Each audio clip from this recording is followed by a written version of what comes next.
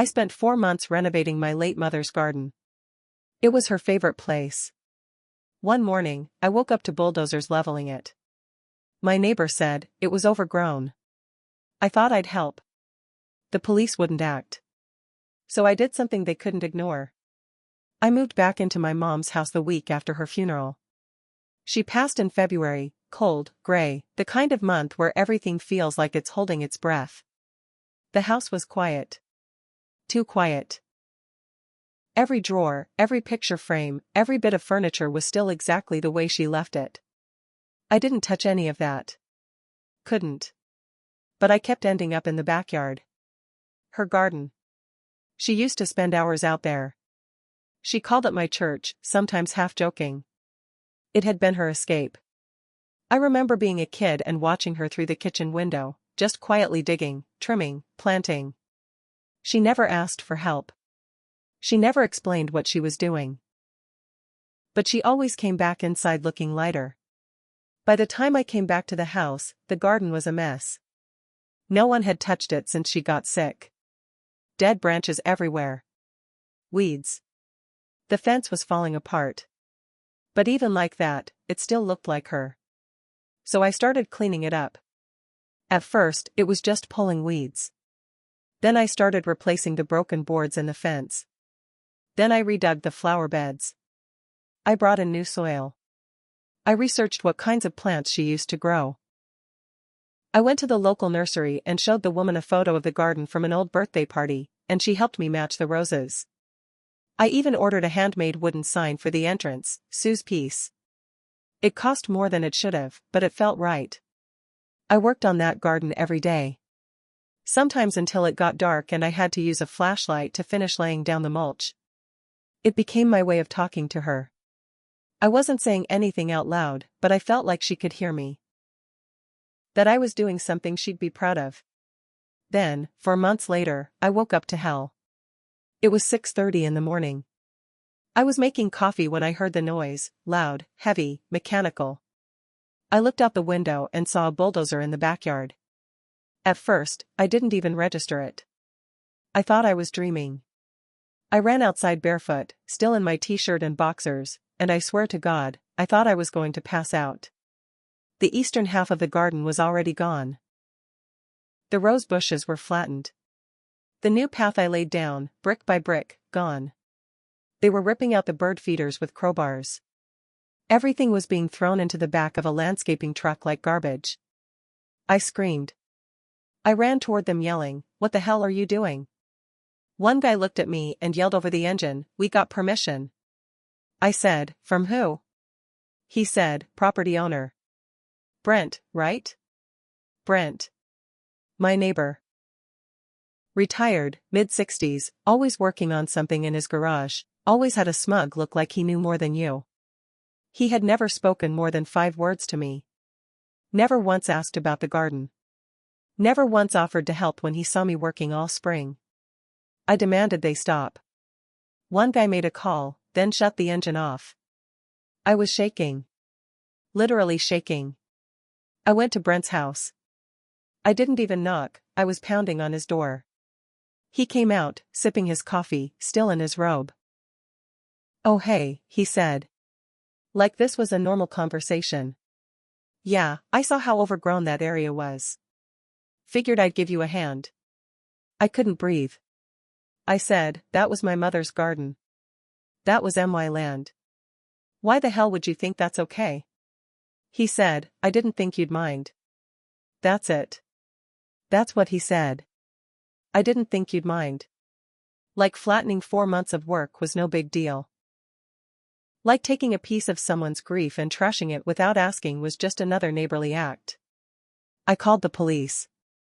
They sent a guy over. He looked around, took some notes, asked Brent a few things, then told me, it might be a civil issue. If there's a property line dispute, there's no dispute. I said. I pulled out the deed. The plat map. Everything. Showed him where the line was. Brent's new fence wasn't even up yet, there was nothing to support his claim.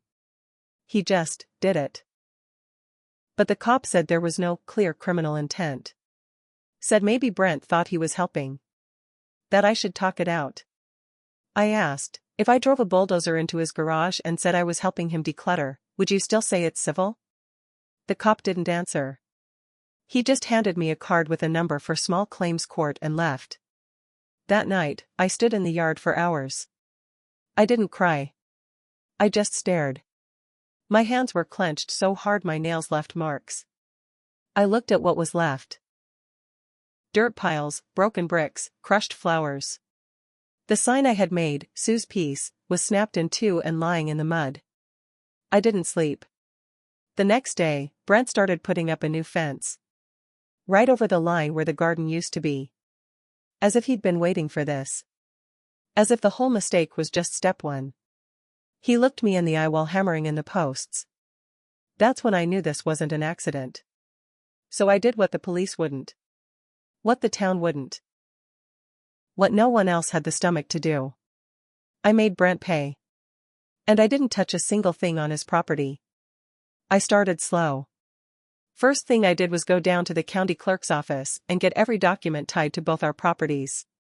I had copies of everything, deed maps, surveys, even old zoning records from the 1980s. Brent's property stopped a full 7 feet before where he'd put up his new fence. Next, I filed a formal complaint with the zoning board. I knew it wouldn't stop him, not yet, those things take months, but it laid the groundwork. I wanted everything on record. While the paperwork moved through, I stayed quiet. Didn't talk to him. Didn't look at him. I let him think he'd won. Then I started paying attention. I learned that Brent's garage, the one he spent all day tinkering in, wasn't permitted for the kind of electrical wiring he had running through it. He'd added a sub-panel himself, badly. I know because I hired a local electrician to inspect my own house, then had him casually bring up Brent's setup. A week later, I reported it anonymously. Code enforcement came by. They fined him. Made him shut it all down until it could be inspected and brought up to code. That was strike one. Then there was his side business. Brent fixed up old ATVs and dirt bikes out of his garage and sold them online. Cash only. No business license. No insurance. I made a fake Facebook account and messaged him pretending to be a buyer, asked some nosy questions, then reported him to the state. That was strike two. But I wasn't done. You see, Brent had installed a new surveillance camera on the side of his house, facing my yard. He claimed it was for security, but it was angled straight into my kitchen window. I confronted him once. He just smiled. So I installed a huge motion-activated floodlight on my roof. Every time his camera switched on, the light would blast directly into it. He complained. I told him, it's for my security. He backed off. Temporarily. But the real blow came when I found out about the taxes. Brent's house had a detached tool shed in the back. Big one. Insulated. Wired. On paper, it wasn't listed as a livable structure. But I knew damn well he'd been renting it out to some guy for over a year, under the table. No lease. No taxes. Nothing. I gathered proof. Photos. A copy of a listing he posted once on Craigslist. Screenshots from a rental app he didn't realize saved old listings. I sent it all to the county assessor's office. 2 months later, Brent's property taxes were reassessed, hard. He owed back taxes and penalties going back 2 years. That was strike 3. He showed up on my porch after that, red-faced, shaking, yelling that I was ruining his life. I just looked at him and said, I thought I'd help. Same words he used when he destroyed my mom's garden. He stared at me, dead quiet for a second, then walked away. Didn't say a word. But I wasn't finished. Not yet. Because then I saw him do something stupid. Something I don't think he realized I'd catch. It happened on a Tuesday night. I was up late. Couldn't sleep again, too much noise in my head. I was standing by the kitchen sink, staring out into the dark yard, when I saw movement near the back fence. My floodlight didn't catch it fully, but there was just enough glow from the porch light to see it was Brent. He was crouched near my garden shed, the one spot I'd rebuilt by hand after he destroyed it. At first, I thought maybe he was drunk, or just being creepy. But then I saw his hand move, something metallic, like a small can. And a lighter. He was trying to set it on fire. I bolted out the back door, yelling before I even hit the steps. He jumped like he'd been electrocuted and took off through his yard. I didn't chase him. I didn't need to. The next morning, I checked the shed. He'd poured gasoline at the base, not enough to ignite fully, just a scare, maybe. Or a message. But there were scorch marks near the corner. It almost caught. This was no longer about property. It was personal. I called the cops. They came out again, did the same nothing routine. No cameras? No fingerprints? No proof? Even with the gas can I found tossed behind his fence, they said it wasn't definitive. That's when something in me cracked. I realized the law wasn't going to protect me.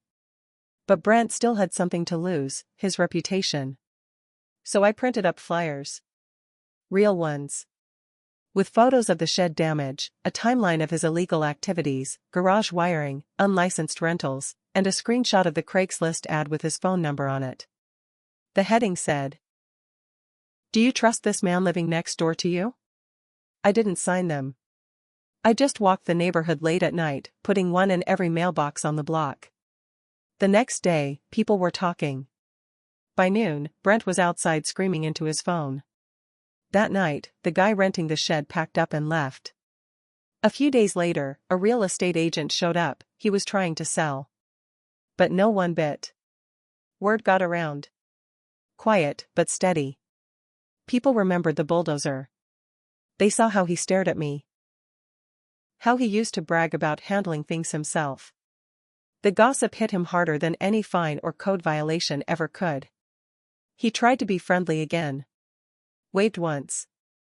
I didn't even look at him. And then, 3 weeks later, something strange happened. I got a call from the zoning board. They said a new complaint had been filed, not by me, but about me. It claimed my fence was encroaching, that my shed was too close to the line. All false. They said the complaint was anonymous. But I knew. Brent was still playing. Still trying to wear me down. But this time, he pushed too far. Because I decided I wasn't just going to ruin his comfort. I was going to tear down the thing he cared about most, and I was going to do it legally, slowly, and so thoroughly that he couldn't recover from it. Brent loved two things more than anything, control and his garage. He spent every morning in there, like it was his office.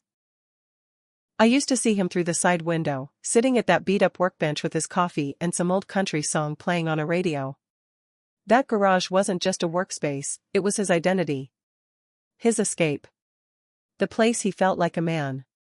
And I was about to take it from him. The electrical violation had shut it down for a bit, but I knew he was back at it, illegally rewired, running a new sub-panel without permits. I needed more than suspicion. I needed evidence. So I called in a favor. A buddy of mine from high school, Dan, worked part-time with the fire marshal's office. I told him the short version, left out the revenge part. I said I was worried the neighbor had a serious electrical hazard in his detached structure, and that there were flammable chemicals stored inside. Technically, both were true. He came out for a routine check the next week. Brent tried to deny access. Dan stood firm. In this state, if there's a suspected fire hazard close to neighboring property, they can inspect without a warrant. Brent didn't know that. Dan went in. 10 minutes later, he came out with photos, overloaded extension cords, homemade fuse box, flammable containers stacked next to exposed wires. A fire trap.